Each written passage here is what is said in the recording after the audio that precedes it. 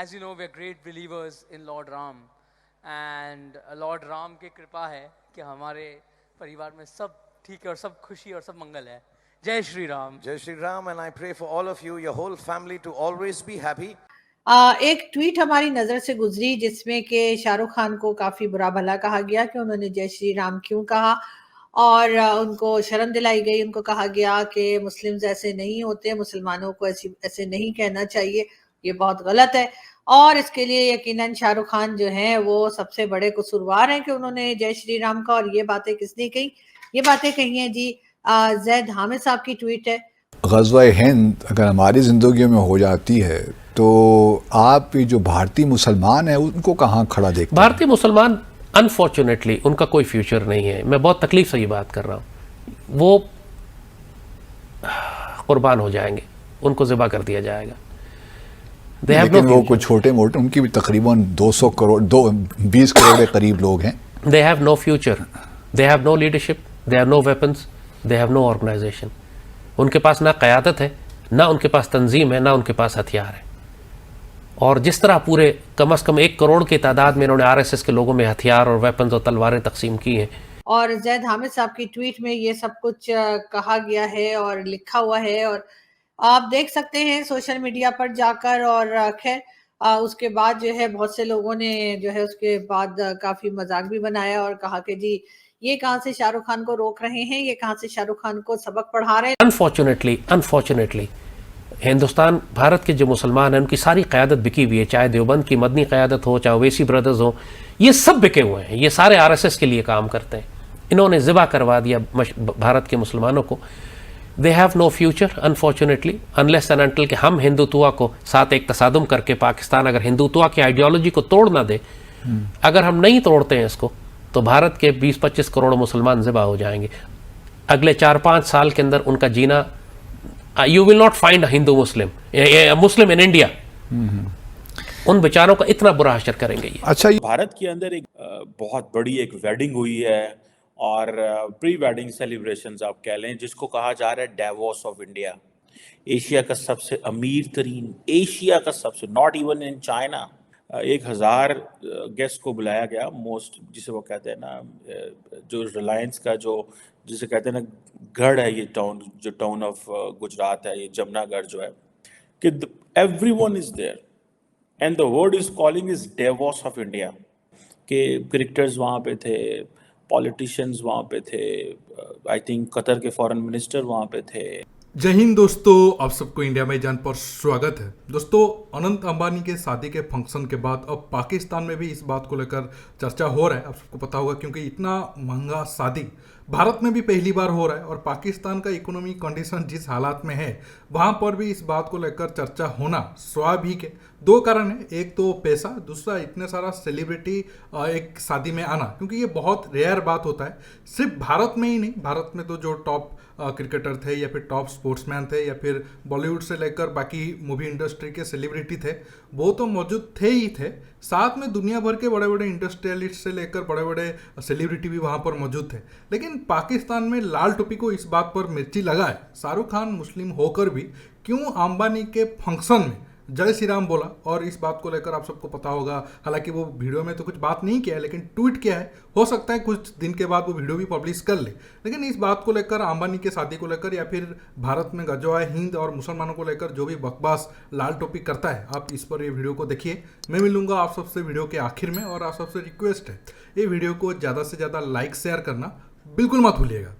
उन्होंने अपनी पार्लियामेंट में खुल के अखंड भारत का मैप लगाया है. और जो आरएसएस आइडियोलॉजी है, जो एक्सपेंशनिस्ट है, जो हिंदू सुप्रीमेसी को बिलीव करती है, जो मुसलमानों का अब ये कह रही है कि हिंदू राष्ट्र बनेगा, ये मैं चीज़ें अपनी तरफ से ईजाद नहीं कर रहा, क्योंकि पाकिस्तान में हमारा जो पॉलिटिकल डिस्कोर्स है वो इंडिया स्पेसिफिक नहीं है. हम हिंदुस्तान के अंदर होने वाले वाक़यात को अपनी नेशनल डिस्कोर्स का हिस्सा नहीं बनाते.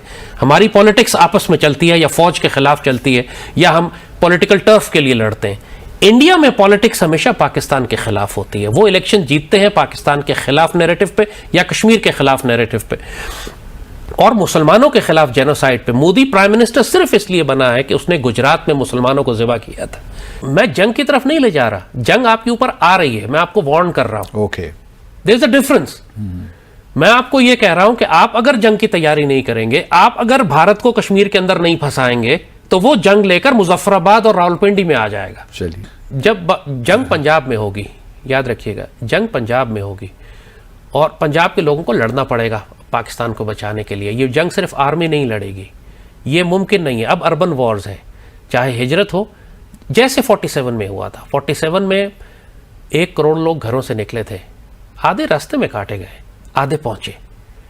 अब पाकिस्तान बचाने के लिए आपको ये कुर्बानी देनी पड़ेगी, मुझे इसमें कोई शुबा नहीं है। आप उसको जंग कहें, गज़वा हिंद कहें, उस एक शदीद खुरेज जंग में जो हिंदू मुशरिक हमारे ऊपर लेकर आने वाला है, मुझे उसमें कोई डाउट ही नहीं है। आप सिर्फ बहस इस पे कर सकते हैं कि अगले महीने या 6 महीने बाद या 1 साल बाद या 100 साल बाद, नहीं, it's going to be, I personally believe very strongly that अब हम महीनों की बात कर रहे हैं। Great. तो इस शादी पे the who's who of the world in fact वहाँ पे है।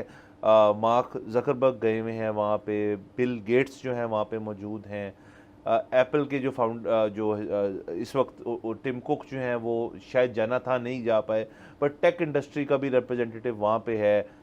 जो ये अमेरिकन फीमेल सिंगर हैं रिहाना, वो वहाँ पे हैं, और बहुत सारी चीज़ें हो रही हैं और इस शादी के इर्द गिर्द ये गर्दिश कर रही हैं सारी खबरें आजकल। अच्छा, वो देखें कि उसकी ना रिपोर्ट आई है कि जितना शादी का एक्सपेंस है वो उनकी अंबानी साहब की टोटल वेल्थ का 0.1% है। 1% भी नहीं है, 0.1। ठीक है, अच्छा, वो तो जाहिर है उसकी वजह ये होगी कि उनकी वेल्थ ही बहुत ज़्यादा होगी। हाँ, जो बताई जाती है उससे भी ज़्यादा है। हाँ, सो अब उन्होंने तो अपनी तरफ से ये सोच के नहीं किया होगा कि मैंने इतना बजट लगाना है।